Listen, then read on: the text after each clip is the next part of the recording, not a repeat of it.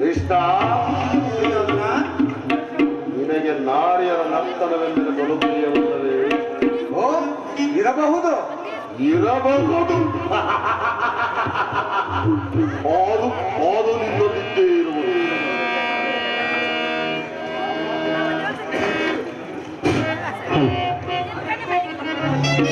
ಯಾರಲ್ಲೇ ರಾಜನರ್ತಕ್ಕಿನ ಬರಮಾಡಿ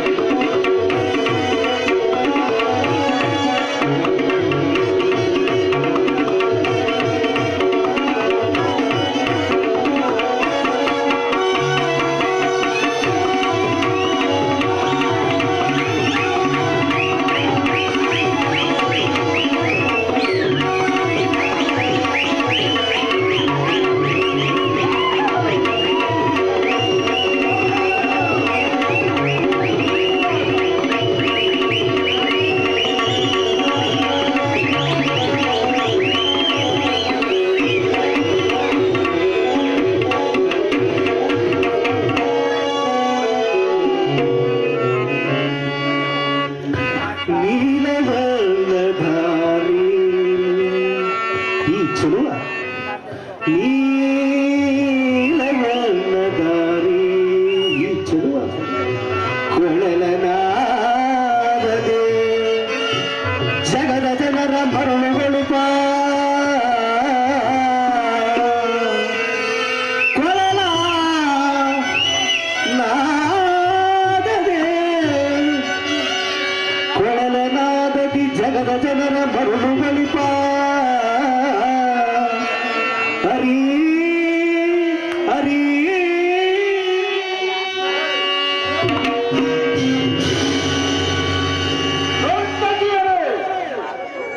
ಕೃಷ್ಣ ಏನೆಂದು ಹೇಳಿದಿರಿ? ಮತ್ತೊಮ್ಮೆ ಹೇಳಿ. ಕೃಷ್ಣನಿಗಿವನು ಕಡುವೈರಿ ನಮ್ಮ ಹಸ್ತಿನಾಪುರದೊಡೆಯ ಕರದಾರೆ.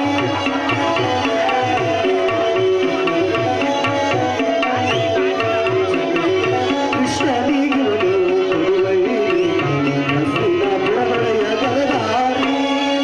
ಇವನಿಗೆ ಸಾಟಿ ಯಾರಿಗಲ್ಲ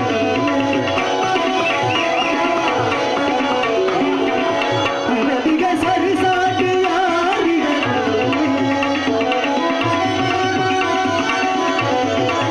ಇವನಿಗೆ ಸರಿಸಾಟಿ ಚಲದಲ್ಲಿ ತನದಲ್ಲಿ ಚಲದಲ್ಲಿ ತನದಲ್ಲಿ ಸರಿಸಾಟಿಯ ಕರುಣಾಳು ಗುರುಗೋಪರಾಜೇಶ್ವರ ಗುರುವಂಶ ಕುಲತಿಲಕ ಮಧುರೇಶ್ವರ ಗುರುವಂಶ ಕುಲತಿಲಕ ಮಧುರೇಶ್ವರಾದಿ ಕರುಣಾಯ ಗುರುಗೋಪ ರಾಜೇಶ್ವರ ರಾಜೇಶ್ವರ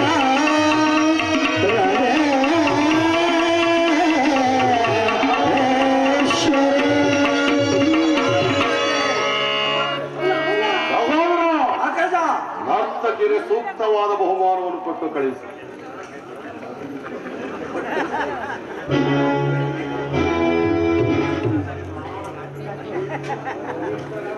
ಮಾವ, ನನ್ನರಮನೆಯ ನರ್ತಕಿಯರ ವೈಭವವನ್ನು ನೋಡುತ್ತಾ ನೀನು ತಂದಿರುವ ಸಮಾಚಾರವನ್ನು ತಿಳಿಸು. ಏನು ತಂದಿರುವ ಸಮಾಚಾರವನ್ನು? ಸುಯೋಧನ, ಭೀಷ್ಮ ದ್ರೋಣಾದಿಗಳನ್ನು ನೋಡಿಕೊಂಡು ನೀನು ಸಮ್ಮತಿಸುವುದಾದರೆ ನಿನಗೊಂದು ವಿಚಾರವನ್ನು ತಿಳಿಸಬೇಕೆಂದು ಬಂದಿರುವೆನು. ರಾಜ್ಯದ ವಿಚಾರವೊಂದನ್ನು ಬಿಟ್ಟು ಮತ್ತಾವುದನ್ನು ಹೇಳಬಹುದು? ರಾಜ್ಯದ ವಿಚಾರವಿಲ್ಲದಿದ್ದರೆ ನಾನಿಲ್ಲಿಗೆ ಬರುತ್ತಲೇ ಇರಲಿಲ್ಲವಲ್ಲ ಸುಯೋಧನ.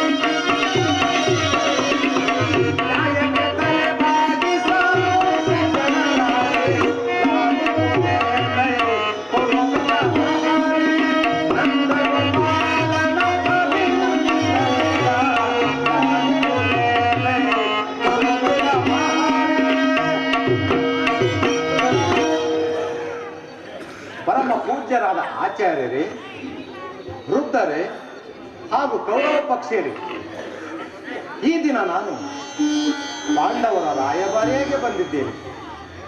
ಅವರು ಕಳಿಸಿರುವ ಸಂದೇಶವನ್ನು ನಿಮ್ಮ ಮುಂದಿಡುವುದು ನನ್ನ ಅಭಿಮತ. ಕಪಟ ದೂತ್ಯದಲ್ಲಿ ಪರಾಜಿತರಾದ ಧರ್ಮಶೀಲರು, ಸತ್ಯವಂತರೂ ಆದ ಪಾಂಡವರು ನಿಮ್ಮ ಪ್ರತಿಜ್ಞೆಯಂತೆ 12 ವರ್ಷ ವನವಾಸ, 1 ವರ್ಷ ಅಜ್ಞಾತವಾಸವನ್ನು ಮುಗಿಸಿ ಹಸ್ತಿನಾವತಿಗೆ ಹಿಂದಿರುಗಿದರು. ಅದು ಅಲ್ಲದೆ ಬಾಲ್ಯದಿಂದಲೂ ನೀವುಗಳು ಅವರ ಮೇಲೆ ತೋರಿದ ದೀರ್ಘ ವೈರುತ್ವವನ್ನು ಪಾಂಡವರು ಮರೆಯಲು ಸಿದ್ಧವಾಗಿದ್ದಾರೆ. ವಿಷಭೋಜನ, ಲಕ್ಷಗೃಹದಕನ, ಕಪಟ ಕೃತ್ಯ ಇದೆಲ್ಲಕ್ಕಿಂತಲೂ ಮಿಗಿಲಾಗಿ ರಾಜಸಭೆಯಲ್ಲಿ ಪಾಂಚಾಲಿಗಾದ ಅಪಮಾನ, ಈ ಮಹಾಪಾಪಗಳನ್ನು ಮನ್ನಿಸಿ ತಮಗೆ ನ್ಯಾಯವಾಗಿ ಬರಬೇಕಾದ ಅರ್ಧ ರಾಜ್ಯವನ್ನು ಕೇಳುತ್ತಿರುವಾಗ ಇಂತಹ ಸುಸಮಯವನ್ನು ಕಳೆದುಕೊಳ್ಳಬೇಡಿ. ಕುರುಪಿತಾಮಹರೇ, ಇದುವರೆಗೂ ನಿಮ್ಮ ಮಕ್ಕಳನ್ನ ಶೇಷಾಚಾರಿಗಳಾಗಿ ಮಾಡಿ ಬಿಟ್ಟಂತೆ ಮುಂದೆಯೂ ಬಿಡುವುದಾದರೆ ಅಪಾರ ದುಃಖಕ್ಕೀಡಾಗುವಿರಿ. ಎಚ್ಚರ, ಕಣ್ಣೀರು ಕಾಲುವೆಯಾಗಿ ಹರಿಯಲು ಅವಕಾಶಗಳನ್ನು ಕೊಡಬೇಡಿ. ಈ ವಿಚಾರವನ್ನು ನಿರ್ಣಯಿಸುವುದು ರಾಜ್ಞರಾದ ನಿಮಗೆ ಸೇರಿತ್ತು.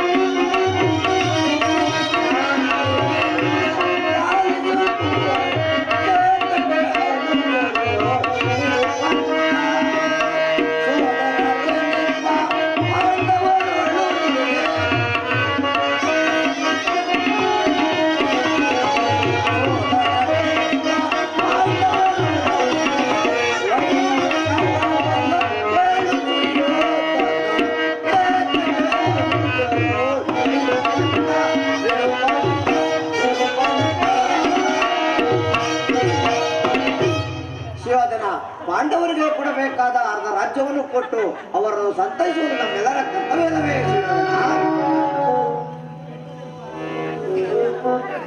ಸುಯೋಧನ, ಭೀಷ್ಮರ ಉಪದೇಶವನ್ನು ಗಮನಿಸು.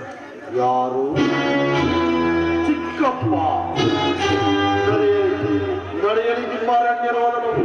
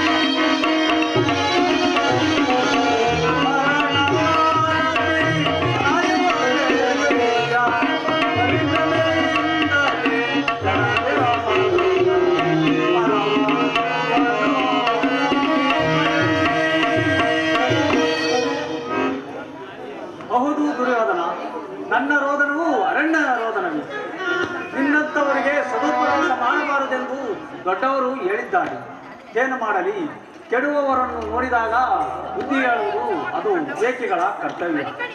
ಕುಮಾರ, ನಾನೀಗ ಸುಮ್ಮನಿದ್ದರೆ ದೋಷವು ಸಂಭವಿಸುವುದು.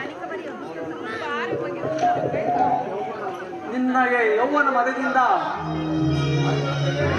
ಗರ್ವಿತನಾಗಿರು, ರಾಜ್ಯದ ಮದದಿಂದ ನಿನ್ನ ಕಿವಿಗಳು ಮುಚ್ಚಿ ಹೋಗಿವೆ. ನನ್ನ ಹಿತೋಪದೇಶವು ನಿನಗೆ ಕೇಳುವುದಿಲ್ಲ, ಆದರೂ ಹೇಳುವುದನ್ನು ಕೇಳು. ನಿನ್ನ ತಂದೆ ಪಿತಾಮಹ ಶ್ರೀಕೃಷ್ಣ ಪರಮಾತ್ಮರು ಇವರೆಲ್ಲರೂ ಹೇಳಿದ್ದಕ್ಕಿಂತಲೂ ನಾನೇನು ಹೆಚ್ಚಿಗೆ ಹೇಳಲಾರೆ. ಆದರೆ ಒಂದೇ ಒಂದು ಮಾತು, ಇದೀಗ ಸಂಧಿಗೆ ಸುಸಮಯ, ಹಠದಿಂದ ಅದನ್ನು ಕಳೆದುಕೊಳ್ಳಬೇಡ. ಸುಖ ಸಂಪತ್ತು ಶಾಶ್ವತವಲ್ಲ. ಈ ರಾಜ್ಯವೆಲ್ಲವನ್ನು ನೀನೇನು ಬಿಟ್ಟು ನಿನ್ನ ಇಚ್ಛೆದ್ದಷ್ಟು ಆ ಭೂಮಿಯನ್ನಾದರೂ ಆ ಪಾಂಡವರಿಗೆ ಕೊಡು. ಇದು ನನ್ನ ಅಭಿಪ್ರಾಯ. ಚಿಕ್ಕಪ್ಪ, ಈ ನೀತಿಯನ್ನು ಆ ಪಾಂಡವರಿಗೆ ಹೇಳದಂತೆ ನಿನಗಾಗಲಿ, ಆಚಾರ್ಯ ದ್ರೋಣರಿಗಾಗಲಿ, ಪಿತಾಮಹ ಭೀಷ್ಮರಿಗಾಗಲಿ, ಈ ಕೃಷ್ಣನಿಗಾಗಲಿ ನಾನೊಬ್ಬನಲ್ಲಿ ಮಾತ್ರ ದೋಷ ಕಾಣುತ್ತೇನೆ. ಆ ಪಾಂಡವರು ನಿರ್ದೋಷಿಗಳೇ. ಕುಂತಿಪುತ್ರ ಪಕ್ಷಪಾತಿಗಳಾದ ನೀವು ನಿಮ್ಮ ಸ್ವಭಾವಕ್ಕೆ ಕೃಷ್ಣ ಮಹಾನುಭಾವನಾದ ನೀನು ನಿನ್ನ ದ್ಯೂತತ್ವವನ್ನು ಬಹು ಶ್ಲಾಘನೀಯವಾಗಿ, ಆದರೆ ಈ ನಿನ್ನ ಬರುಳು ಮಾತುಗಳಿಗೆ ಈಶ್ವರನಲ್ಲ, ಏನು ಶುದ್ಧ ಕ್ಷತ್ರಿಯ ರಕ್ತ ಸ್ವಾಭಿಮಾನವ ಶೂನ್ಯತೆ ಕೊಳತು ನೀರಲ್ಲ.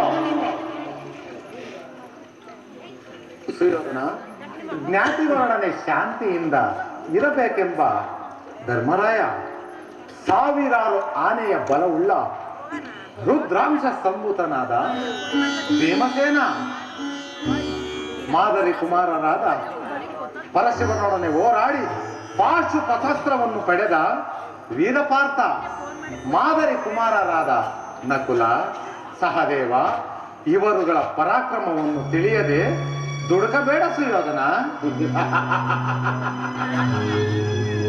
ಧರ್ಮರಾಯ ಧರ್ಮರಾಯ ಸ್ವಾಂತಿಕದ ವೇಷವನ್ನು ಧರಿಸಿ ಏ ಪ್ರಪಂಚವನ್ನು ವಂಚವಾಗುತ್ತಿರುವವನು ಧರ್ಮರಾಯ ಧರ್ಮನಂದನ ಅಲ್ಲವೇ ಕೃಷ್ಣ? ಅಲ್ಲವೇ? ಬಂಡಿ ಕೋಡಲು ತಿಂದು ಬದುಕುತ್ತಿದ್ದ ಮನವನ್ನು ಕೊಂದಿದ್ದು ಮಹಾಪರಾಕ್ರಮ, ಕಾಡು ಮನುಷ್ಯನನ್ನು ಕೊಂದಿದ್ದು ಮಹಾಸಾಹಸ. ಹೇಳು ಕೃಷ್ಣ, ಹೇಳು. ಮನೆ ಕೀಚಕನನ್ನು ಕೊಂದ ಎಂಬುದನ್ನು ಕಂಡವರಾರು ನೀನೇನಾದ್ರೂ ಕಂಡೆಯ? ಕಂಡಿದ್ದರೆ ಹೇಳು. ಅದು ಕೃತಮದಿಂದಲೋ ಮೋಸದಿಂದಲೂ ಕೊಲೆಯಾಗಿರಬಹುದು. ಅಂತಹ ಕೊಲೆ ಪಾತಕಿ ಸಂಬುದನೆ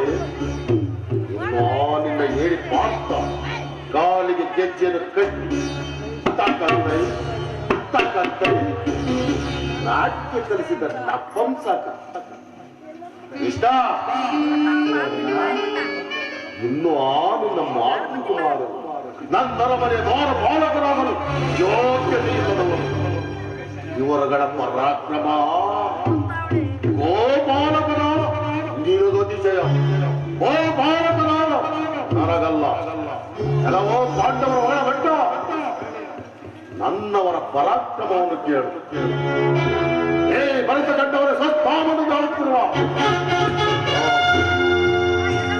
ಆ ನಿಮ್ಮ ದೊಡಿಗ ಭೀಮನನ್ನು ಸಿದ್ಧವಾಗಿರುವ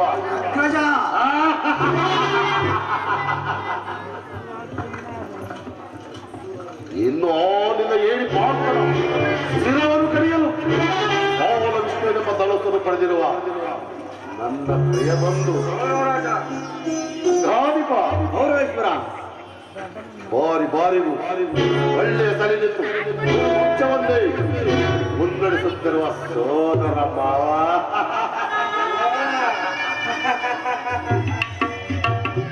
ವಾವ ಸಿದ್ಧರಾಜ,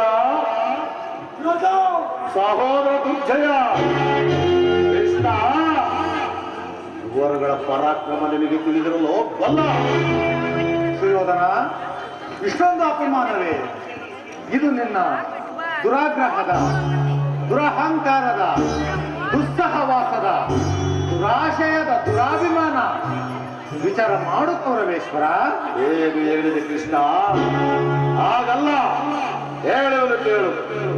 ನಮ್ಮದು ದುರಾಗ್ರಹದ, ದುರಹಂಕಾರದ, ದುಸ್ಸಹವಾಸದ, ದುರಾಶಯದ. ಹಾಗಲ್ಲ ಕೇಳು ಕೃಷ್ಣ, ಹಾಗಲ್ಲ. ಏ ದುರ್ಯೋಧನ ಸದೆ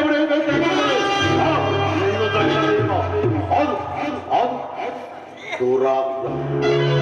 ಓ ಕೈಕ ವೀರನಾದ, ನನ್ನ ಪ್ರೇಮದ ಕಣ್ಣನ್ನು ಒಲಿಸಲೇ ನಿನ್ನ ಕುಂದಿ ಪಾಂಡವ ಅರ್ಜುನ.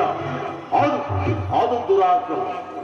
ನಾವೇ ಜಯಿಸಿದರು, ನಾವೇ ಶಕ್ತಿವಂತರು ಎಲ್ಲ ಗುರುತಿನವರಲ್ಲವೇ ನಿನ್ನ ಕುಂದಿ ಪಾಂಡವರು. ಅದು ದುರಾಗ್ರಹ.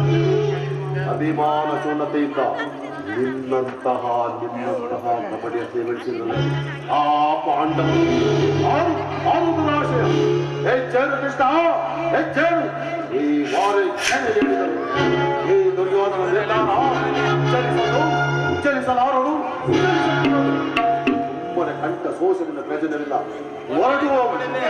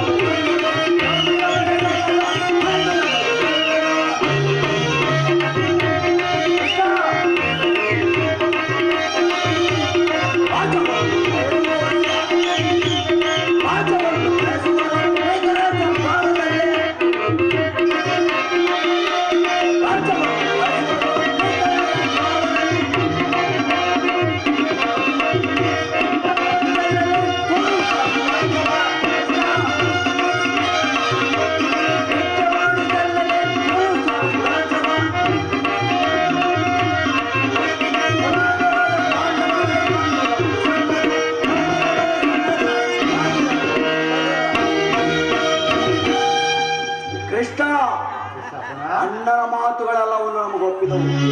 ಈ ಕುರುಸಾದರ ಹೃದಯದಲ್ಲಿ ಪ್ರಜ್ವಲಿಸುತ್ತಿರುವ ಕೋಪ ಜ್ವಾಲೆಯು ಎಂದಿಗೂ ಶಾಂತವಾಗುವುದಿಲ್ಲ.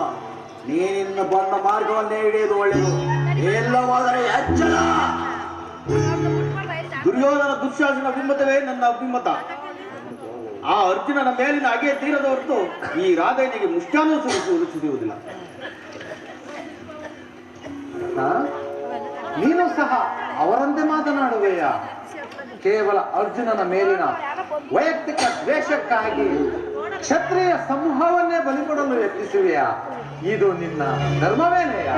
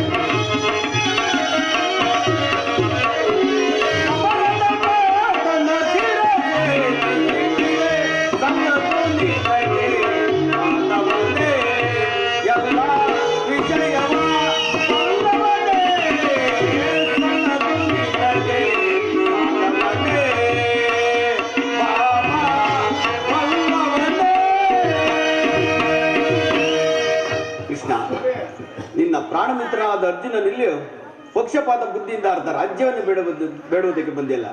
ಆ ನಿನ್ನ ಧರ್ಮಕ್ಕಿಂತ ಈ ನನ್ನ ಧರ್ಮವೇ ಮೇಲು. ಯದುಪತಿ, ನಿನ್ನ ಕೃತಮ ಸಂಧಾನಕ್ಕೆ ನಾವು ಖಂಡಿತ ಒಪ್ಪುವುದಿಲ್ಲ.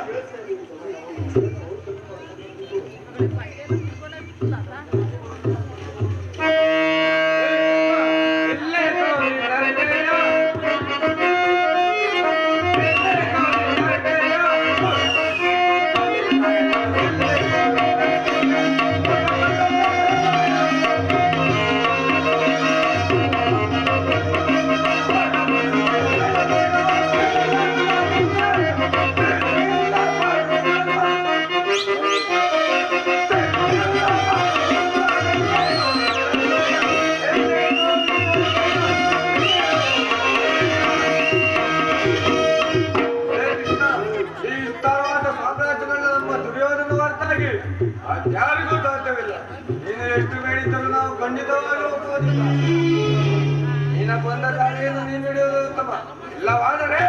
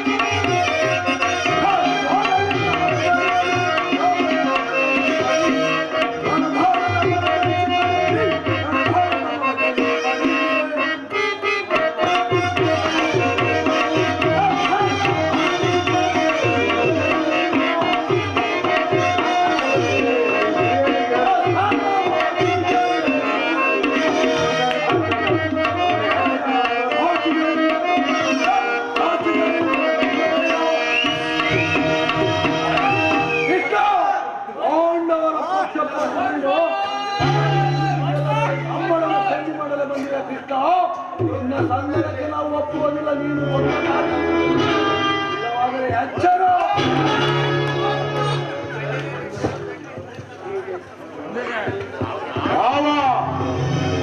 ನನ್ನವರ ಪರಾಕ್ರಮ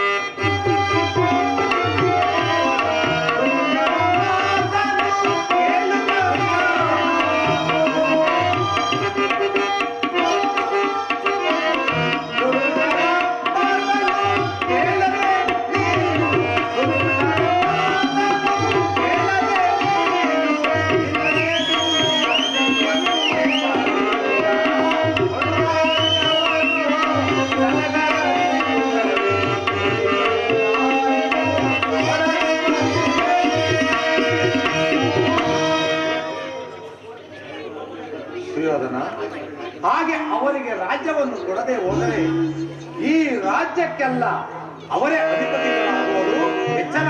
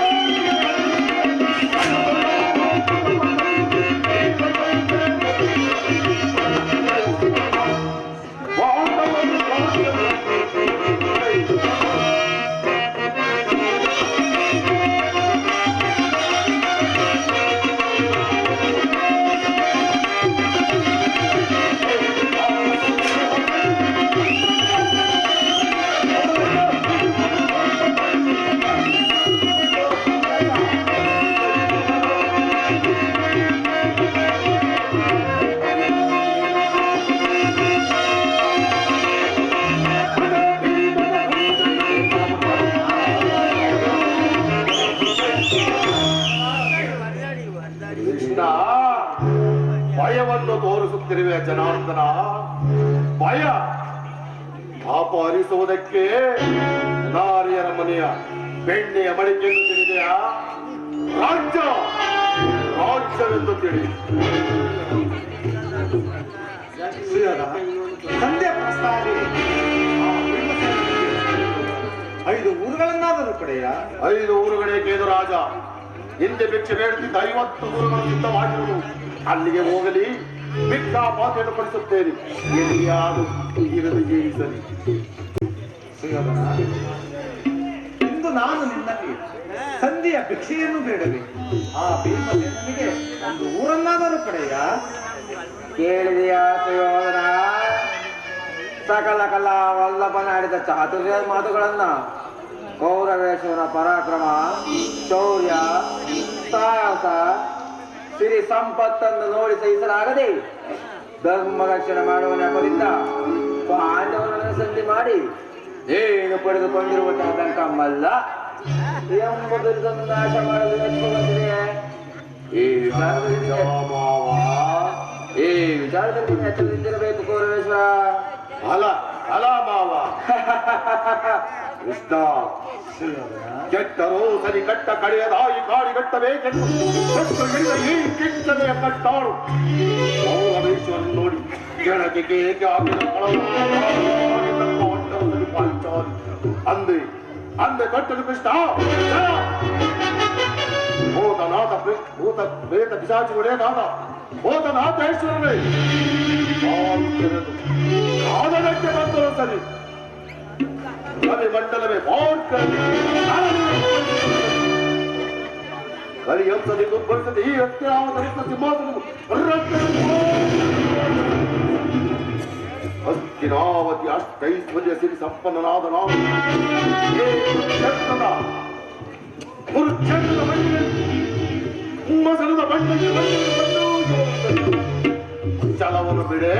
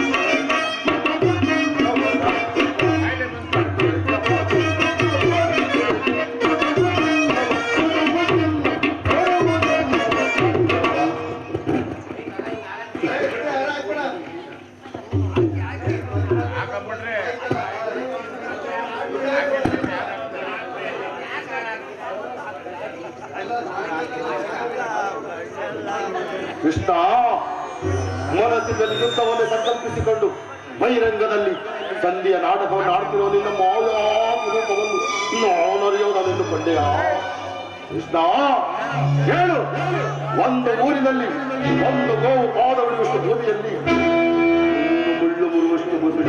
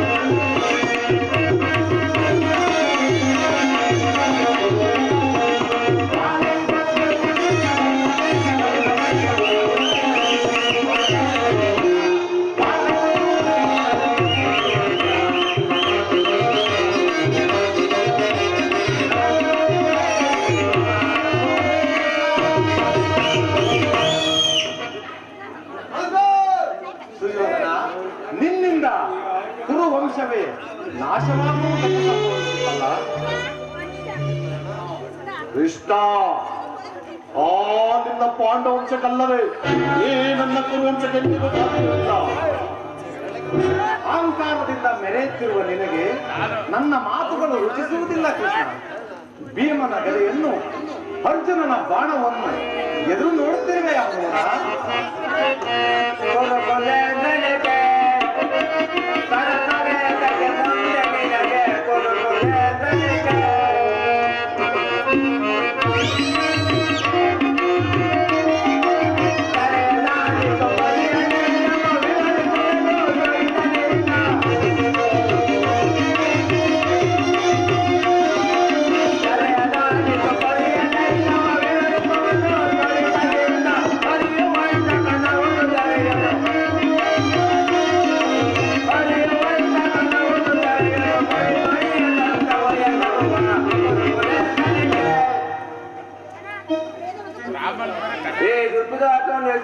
ಎಷ್ಟು ಹೊತ್ತು ಸಹಿತ ಬಲ್ಲೆ ದುರ್ಯೋಧನ?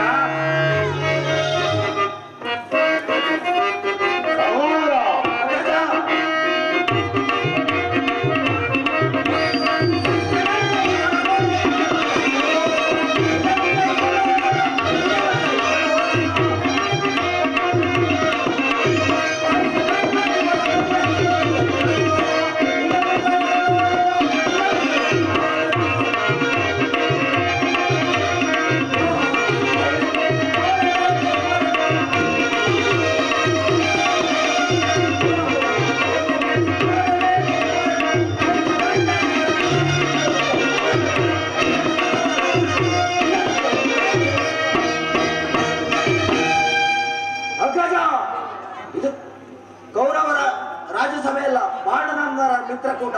ನಾವಿಲ್ಲಿ ಒಂದು ಕ್ಷಣ ಸಹೋದರ, ಈ ಶತ್ರುಗಳ ಮಧ್ಯೆ ನಮಗೇನು ಕೆಲಸ? ನಡೆಯಲು ಹೋಗೋಣ.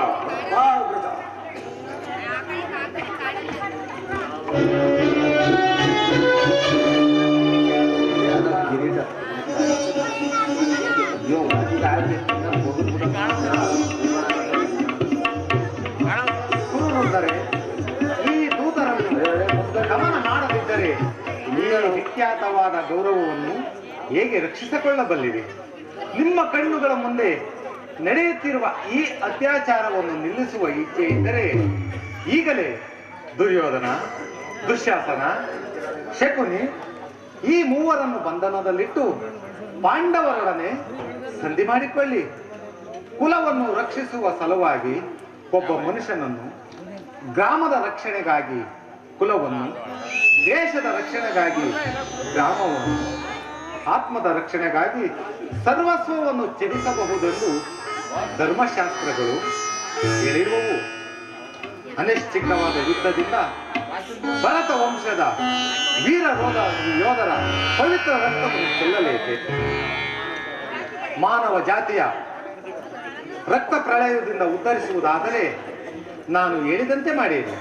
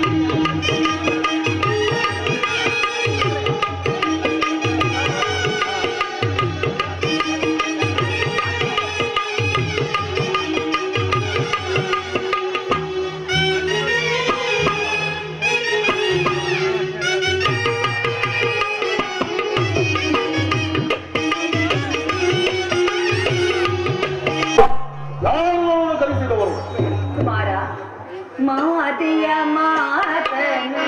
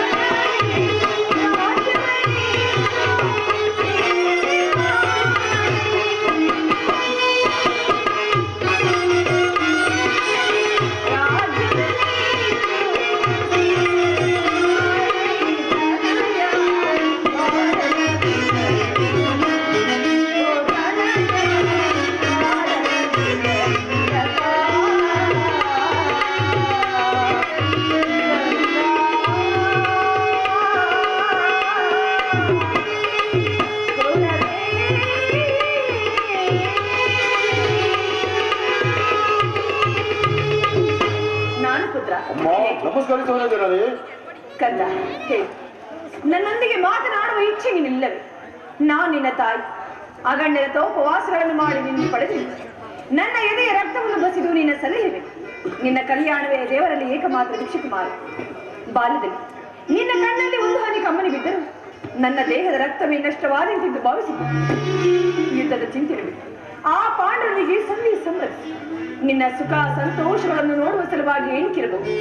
ಮಾತೃ ಪ್ರೇಮವು ಗೊತ್ತಬಹುದು, ಆದರೆ ನಕ್ಷತ್ರಗಳ ಎಣಿಕೆ ಇರಬಹುದು. ಮಾತೃ ಪ್ರೇಮವು ಕೌಸ್ತುಭ ರತ್ನಾಭವನ ಸಮುದ್ರ ಮಂಥನಿಂದ ಪುಟ್ಟಿದ ಅಮೃತ ಬೋಧ.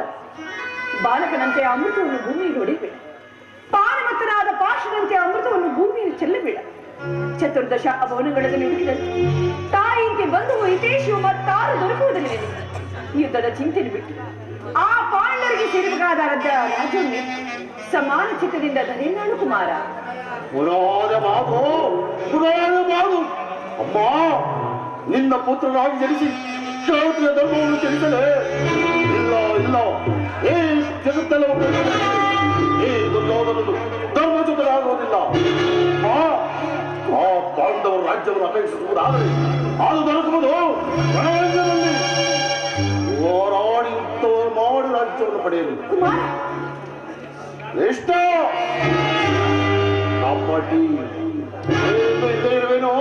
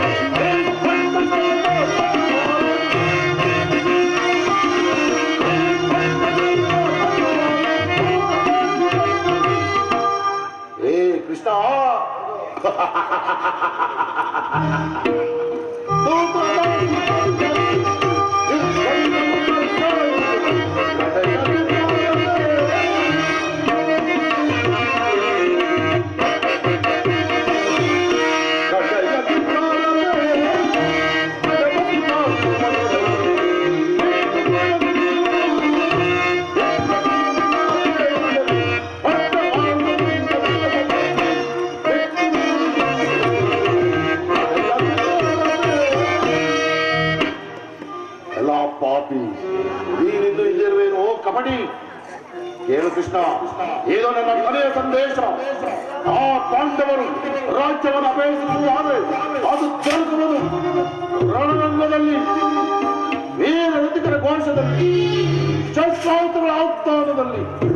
ತಿಳಿದ ಕೃಷ್ಣ. ಅಮ್ಮ ಕುಮಾರ, ನಾಗಿದ್ದ ಸಭೆಯ ಜನರಲ್ಲಿ ನಾನಿನ್ನು ಬರಬೇಕು. ಕುಮಾರ, ಕುಮಾರ, ಸಮಯವಿಲ್ಲ, ಸಮಯವೇ ಇಲ್ಲ. ಅಧರ್ಮ ಸುರೆಯಿಂದ ಉನ್ಮತ್ತನಾದವನಿಗೆ ಧರ್ಮಾಚರಣೆಗೆ ಸಮಯ ಇಲ್ಲ. ಹಸಿದ ನಾಯಿಗೆ ಮೃತ್ಯು ಬೆನ್ನಟ್ಟಿರುವ ಮೂರ್ಖ ಸುಯೋಧನ ನಿನಗೆ ಸಮಯ ಇಲ್ಲಿ ಉಂಟು. ನೀನು ನಾಶ ಹೊಂದಿಲ್ಲ, ನಿನ್ನ ಸಂಗಡ ಈ ಕುರುಕುಲವೆಲ್ಲವೂ ನಾಶ ಹೊಂದಿಲ್ಲ. ನಿನ್ನ ವೃದ್ಧಾಂತ ಬಿದ್ದ ಶೋಕ ಸಾಗರದಲ್ಲಿ ಮುಳುಗುವುದು. ನಾನು ಮಾತ್ರ ಅನನ್ಯ ನಿರ್ಗತಿಗಳಾಗಿ ಹೊಡುತ್ತಾ ಈ ವಿಷದಮಯವಾದ ದೃಶ್ಯ ನೋಡಬೇಕಾಗಿರುವ ಪರಮಾತ್ಮ ಹಿಂದೆ ಗಾಂಧಾರಿ ಲಲಾಟದಲ್ಲಿ ಇನ್ನು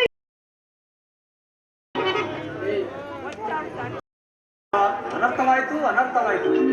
ನಿನ್ನನ್ನು ಬಂಧಿಸಲು ಆ ತಂತ್ರವನ್ನು ನೋಡಿರು. ಏನು, ನನ್ನನ್ನು ಬಂಧಿಸುವರೆ? ಅಸಂಭವ. ನಾನು ದೂತನನ್ನು ಬಂಧಿಸುವುದು ರಾಜನೀತಿಗೆ ವಿರುದ್ಧ. ಏನು ದುರ್ಯೋಧನ ದರ್ಪ ಇಷ್ಟೊಂದು ಮಿತಿ ಮೇಲೆ ವಾಸುದೇವ, ಆತ್ಮನಿಂದ ಪರಿತ್ಯಕ್ತವಾದ ಈ ಪಾಪಮಯವಾದ ರಾಜಸಭೆಯಲ್ಲಿ ಒಂದು ಕ್ಷಣವೂ ನಿಲ್ಲಬೇಡ ಸ್ವಾಮಿ. ಇಲ್ಲಿಂದ ಹೊರಟು ಹೋಗು, ಹೊರಟು ಹೋಗು, ಹೊರಟು ಹೋಗು. ರಾಜಮಹೇಶಿ, ದುರ್ಯೋಧನನಿಗೆದರಿ ನಾನು ಇಲ್ಲಿಂದ ಪಲಾಯನ ಮಾಡದೆ. ನನ್ನ ಚಕ್ರದಲ್ಲಿ ಎಷ್ಟೊಂದು ಶಕ್ತಿ ಇರುವುದನ್ನು ನೀನು ತಿಳಿದಿಲ್ಲ. ಕಂಸ, ಶಿಶುಪಾದಿ ದಾನವರನ್ನು ಲೀಲಾ ಮಾತ್ರದಿಂದ ಸದೆಬಡಿದ ನಾನು ಒಬ್ಬ ಸಾಮಾನ್ಯ ಮನುಷ್ಯನಿಗೆ ಅದರಲ್ಲಿ ನನ್ನ ಚಕ್ರದಲ್ಲಿ ಎಷ್ಟೊಂದು ಶಕ್ತಿ ಇರುವುದನ್ನು ನೀನು ತಿಳಿದಿಲ್ಲ. ಅದರ ಒಂದು ಅಲ್ಪಾವತರದಿಂದ ಈ ಜಗತ್ತಿನ ಸೃಷ್ಟಿ ಪ್ರಳಯವೇ ಪ್ರಾರಂಭವಾಗುವುದು. ಕೋಟಿ ಕೋಟಿ ದುರ್ಯೋಧನರು ಯಥಪ್ರಾಳವಾಗಿ ಭೂಮಿಯಲ್ಲಿ ಬಿದ್ದು ಉರುಳಾಡುವರು. ವಾಸುದೇವ, ಅಂತಹ ನಾನು ಒಬ್ಬ ಸಾಮಾನ್ಯ ಮನುಷ್ಯನಿಗೆ ಅದರಲ್ಲಿ ವಾಸುದೇವ,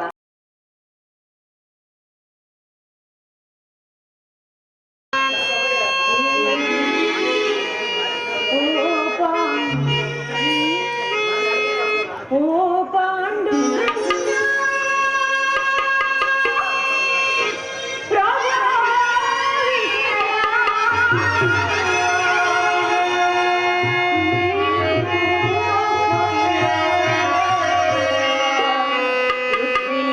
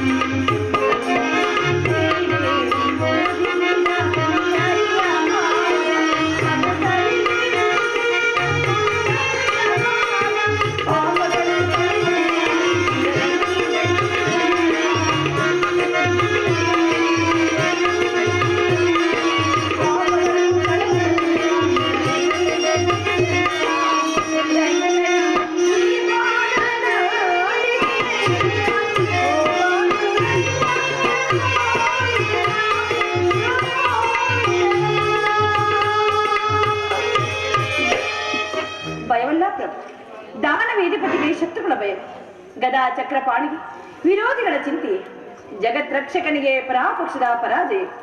ನಾನು ಬಯಕಾಗಿ ಹೇಳ್ತಿಲ್ಲ ಪ್ರಭು, ಆ ನನ್ನ ನೀಚ ಕುಲಾಂಗದ ಪುತ್ರನ ಕೈಯಿಂದ ಈ ನನ್ನ ಗುರುವಿನ ಹವೇದನವನ್ನು ನಾನು ಹೇಗೆ ಸಹಿಸಲಿ? ವಾಸುದೇವ, ನೀನು ಭಕ್ತರ ಆರಾಧಕನಲ್ಲ, ಈ ಭಕ್ತರ ಪ್ರಾರ್ಥನೆ ಮನಿಸು. ನಿನ್ನ ಚರಣದಲ್ಲಿ ಬಿಡುತ್ತೇನೆ ಪ್ರಭು. ಈ ಸ್ಥಾನವನ್ನು ತ್ಯಾಗ ಮಾಡು ಪ್ರಭು, ತ್ಯಾಗ ಮಾಡು.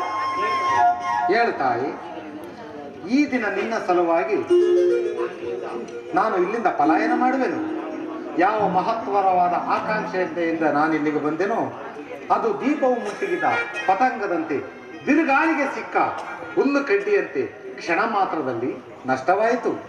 ದುರ್ಯೋಧನನ್ನು ನನ್ನ ಪ್ರಿಯ ಬಂಧುವಿನೆಂದು ಆಲಂಗಿಸಲು ಬಂದೆನು. ಈಗ ನಿರಾಶನಾಗಿ ಹಿಂದಿರುವೆನು. ಆದರೂ ಚಿಂತೆ ಇಲ್ಲ ರಾಜ್ಯ ಮಹೇಶಿ, ಈ ದಿನ ನಿನ್ನ ಸಲುವಾಗಿ ನಾನು ಇಲ್ಲಿಂದ ಪಲಾಯನ ಮಾಡುವೆನು. ಆಗಲಿ ವಾಸುದೇವ. ಸಹೋದರ, ಈ ಕಬಡ್ಡಿಯನ್ನು ಬಂಧಿಸಿರಿ. ನಿಲ್ಲದಿರುವುದರ ಶ್ರೀಕೃಷ್ಣನನ್ನು ಬಂಧಿಸಲು ಯಾರಿಂದ ಸಾಧ್ಯ? ಗಗನದ ಚಂದ್ರನಿಗಾಗಿ ಕೈ ಹಿಡಿದರೆ ಇಡೀ ಭೂಮಂಡಲವನ್ನು ತಲೆ ಮೇಲೆ ಪ್ರಯತ್ನಿಸಿದಂತೆ ನಿನ್ನ ಸರ್ವನಾಶಕ್ಕೆ ನೀನೇ ಕಾರಣನಾಗುವೆ. ಕುಮಾರ, ನಾನು ದೂತನು, ನನ್ನನ್ನು ಬಂಧಿಸುವೆಯ?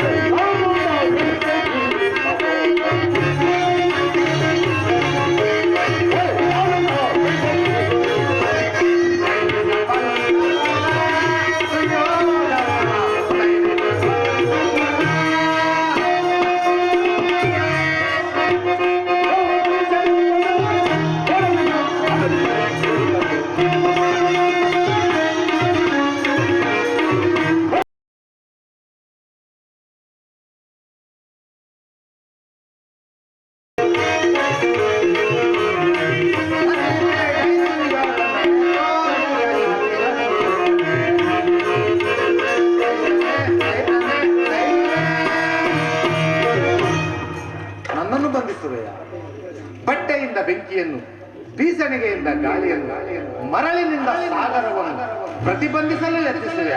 ವ್ಯರ್ಥ, ನಿನ್ನಿಂದಾಗದು. ಏ ಬೆದರಿಕೆ ಮಾಡುವುದರ ಪ್ರಯೋಜನವಿಲ್ಲ. ಸಹೋದರ,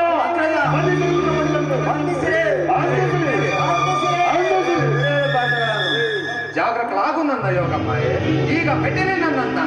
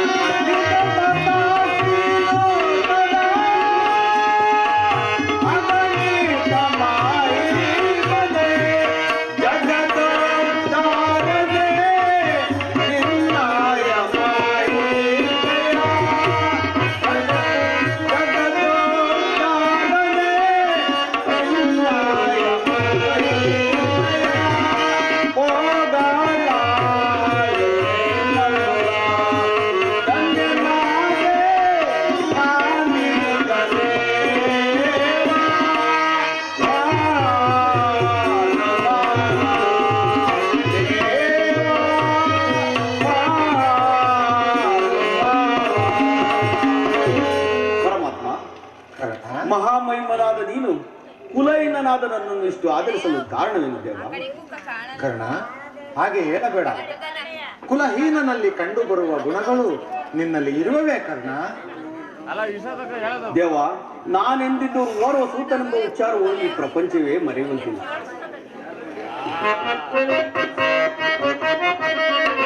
ಕುಲಹೀನನಲ್ಲ ಕೇಳಣ್ಣ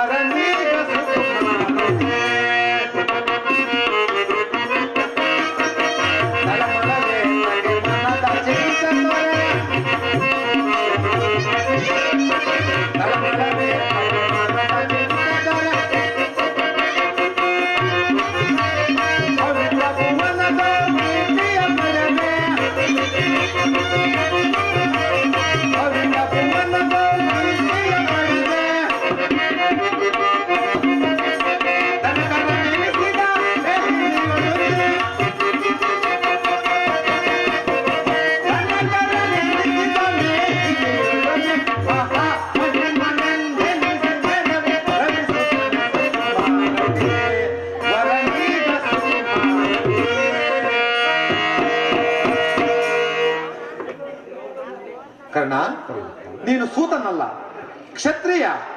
ಶ್ರೇಷ್ಠವಾದ ಚಂದ್ರವಂಶವೇ ನಿನ್ನ ವಂಶ. ಕುಂತಿಯೇ ನಿನ್ನ ತಾಯಿ. ಸೂರ್ಯನೇ ನಿನ್ನ ಜನಕ. ಪಾಂಡವರು ನಿನಗೆ ಸಹೋದರರಾಗಬೇಕು ಕರ್ಣ.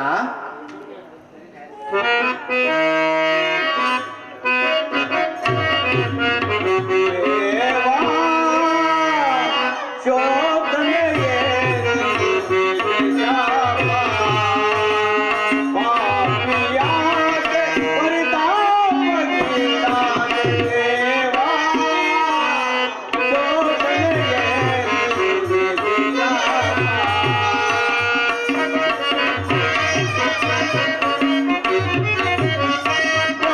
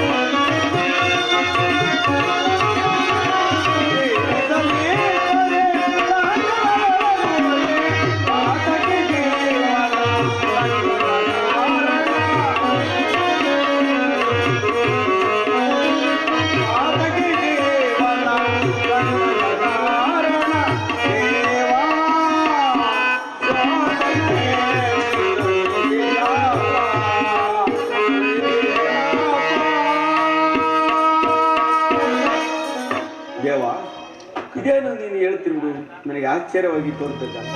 ಓಹೋ, ಇದು ಯುದ್ಧದ ಕಾಲ. ನೀನು ಪಾಂಡವರ ಪಕ್ಷಪಾತಿ, ಅವರನ್ನು ಕಾಪಾಡೋದಕ್ಕಾಗಿ ಈ ರೀತಿ ಹೇಳ್ತಿರುವ್ಯಾ?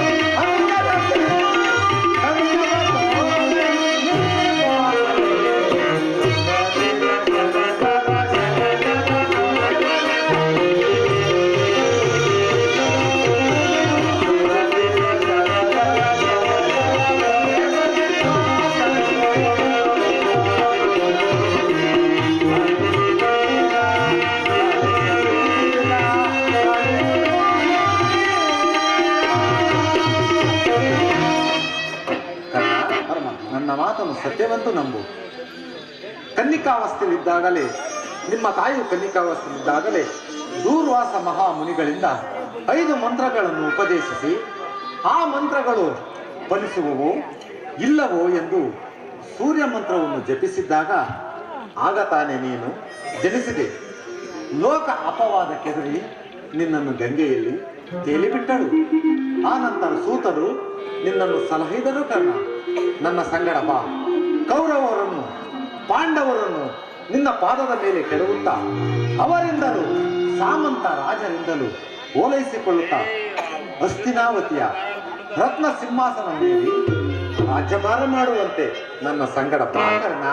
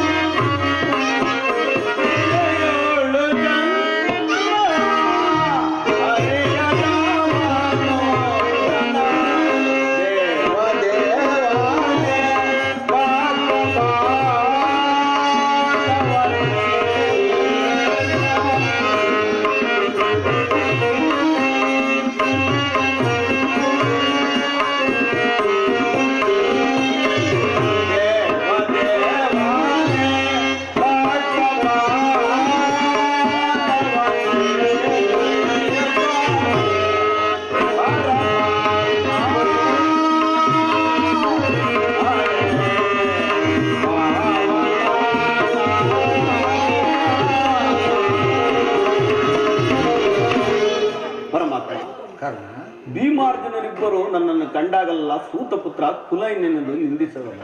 ನಾನು ಇಂಥವನೆಂಬ ವಿಚಾರವು ತಿಳಿಯದೇ ದೇವ. ತಿಳಿಯದು ಕರ್ಣ. ನಿನ್ನ ವಿಚಾರವು ಪಾಂಡವರಿಗೂ ನಿಮ್ಮ ತಾಯಿಗೂ ಸಹ ತಿಳಿಯದು. ನಿಮ್ಮ ತಾಯಿಯು ನಿನ್ನನ್ನು ಕಂಡಾಗಲೆಲ್ಲ ದೇವ, ಪರಮಾತ್ಮ, ಆ ಕರ್ಣನಾರು ಅವನನ್ನು ನೋಡಿದರೆ ನನಗೆ ಮುರುಕ ಉಂಟಾಗುವುದೆಂದು ಕೇಳುತ್ತಲೇ ಇದ್ದಾಳು ಕರ್ಣ. ಈಗ ತಾನೇ ನಿನ್ನ ವಿಚಾರವನ್ನ ಆಕೆಗೆ ತಿಳಿಸಿ ಬಂದಿರುವೆನು. ಆಕೆಯು ನಿನ್ನನ್ನು ನೋಡಲು ಗಂಗಾ ತೀರಕ್ಕೆ ಬರುವಳು. ಆಕೆಯ ಮನಸ್ಸು ನೋಯಿಸಬೇಡ. ನಾನಿನ್ನು ಬರಬೇಕು ಕರ್ಣ. ಇದೋ ನಮಸ್ಕರಿಸು. ಹೋಗಿ ಬಾ ಪರಮಾತ್ಮ. ತಥಾಸ್ತು ಕರ್ಣ. ಪರಮಾತ್ಮನು ಎಂದಿಗೂ ಅಸತ್ಯವನ್ನು ಆಡತಕ್ಕಂಥವ. ಲೋಕೈಕ ವೀರರಾದ ಪಾಂಡವರು ನನ್ನ ಸಹೋದರರು. ಇದುವರೆಗೂ ಅವರೊಡನೆ ಕೂಡಿ ಬಾಳುವ ಭಾಗ್ಯವು ನನ್ನ ಹಣೆಯಲ್ಲಿ ಬರಲಿಲ್ಲ. ಬಂಧು ವರ್ಗದ ಎಂಬುದು ತಿಳಿಯದೆ ವ್ಯಥಪಡುತ್ತಿದ್ದ ನನಗೆ ಬಂಧು ವರ್ಗದ ವಿರುದ್ಧ ಎಂಬ ತಿಳಿದ ಬದುಕ ಎಂತಹ ಉಪಯೋಗ.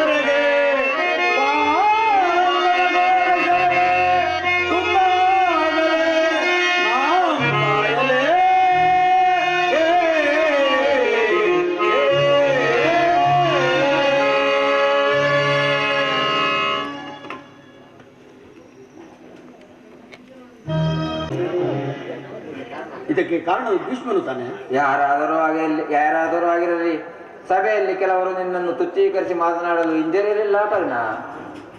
ಅವರು ಏನು ಹೇಳಿದ್ರು ಶಕುನಿ? ಆ ದುರ್ವಾಕ್ಯವನ್ನು ನಾನು ನುಡಿಯಲಾರೆ.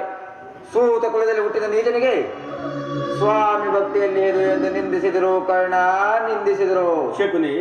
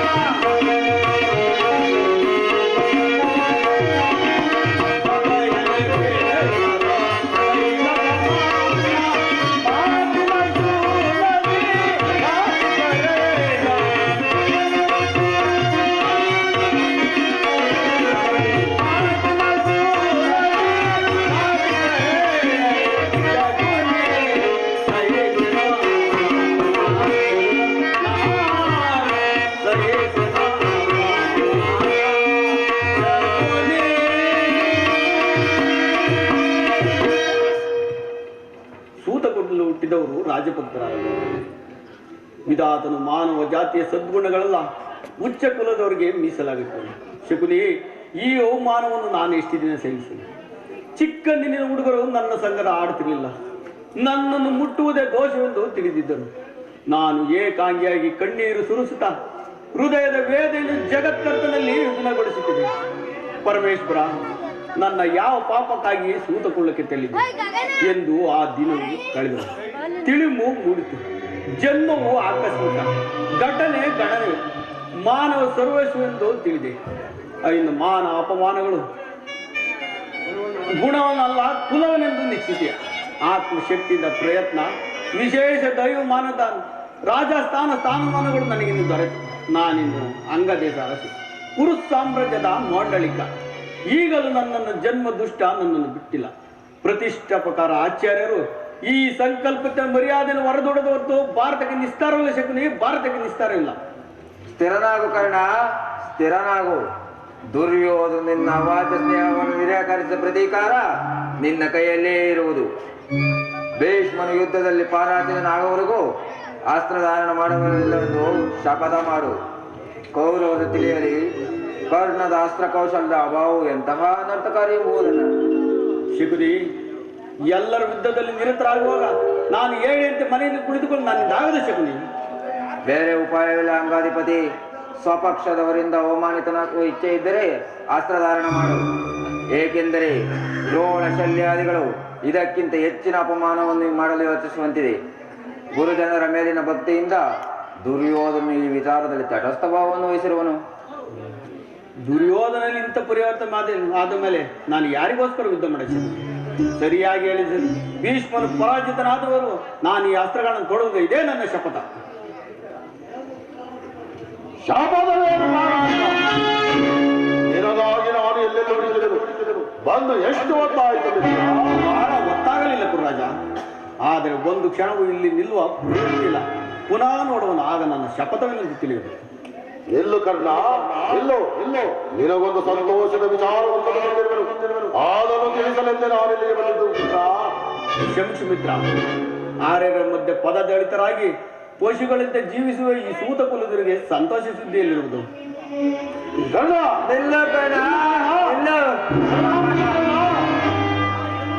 ಏನು ಮಾವ, ಈ ದಿವಸ ಶಕುನಿಯ ರೀತಿಯೇ ಬೇರೆಯಾಗಿರುವುದಲ್ಲ. ನಾನು ಬಹಳವಾಗಿ ಯೋಚಿಸಿ ಕರ್ಣನನ್ನು ಸೇನಾಧಿಪತಿಯನ್ನಾಗಿ ಮಾಡಲು ಬಯಸಿದ್ದೇನೆ. ಅದನ್ನು ತಿಳಿಸಲೆಂದು ನಾನು ಇಲ್ಲಿಗೆ ಬಂದಿದ್ದೇನೆ. ಇದೇನು ಕರ್ಣನಿಗೆ ಸೇನಾಧಿಪತಿವೇ? ಇದೇನು ಪರ್ಯಾಸವೇ ಕೌರವೇಶ್ವರ? ಏಕೆ ಶಕುನಿ, ಕರ್ಣನು ವೀರಪುರುಷನಲ್ಲವೇ? ಇರಬಹುದು, ಇರಬಹುದು. ಅವನನ್ನು ಸೇನಾಧಿಪತಿಯನ್ನು ಮಾಡುವುದರಿಂದ ಎಷ್ಟು ಜನ ಅಪಮಾನಿತರಾಗಿವೆ ಎಂದು ತಿಳಿದಿರುವೆಯಾ? ಭಾರ್ಗವಿಜಯನಾದ ಭೀಷ್ಮ, ಷಷ್ಠಾಚಾರ್ಯ, ಕೃತವರ್ಮ ಇಂತಹ ಮುಂತಾದ ಉತ್ತಮ ವರ್ಣದ ಮಹಾರಥಿಕರನ್ನು ಬಿಟ್ಟು ಆ ಸೂತ ಕುಲದಲ್ಲಿ ಹುಟ್ಟಿದ ಜನರಿಗೆ ಸೇನಾಧಿಪತಿವಿ. ನಿಜ ನಿಜ ಮಾವ. ಹಾಗಾದರೆ ಈಗೇನು ಮಾಡುವುದು ಶಕುನಿ? ಸೇನಾಧಿಪತ್ಯವನ್ನು ಅಂಗೀಕರಿಸುವಂತೆ ಭೀಷ್ಮನನ್ನು ಪ್ರಾರ್ಥಿಸು. ಯುದ್ಧವು ಸನ್ನಿಹಿತವಾಗಿದೆ. ಈಗ ಚಿಂತಿಸುವುದಕ್ಕೆ ಸಮಯವಿಲ್ಲ. ಈಗಲೇ ಹೋಗಿ ಕುರುಪಿತಾಮಹನನ್ನು ನೋಡು. ಹಾಗೆ ಮಾಡುವೆನು. ನೀನು ನನ್ನ ಸಂಗಡ ಬಾ.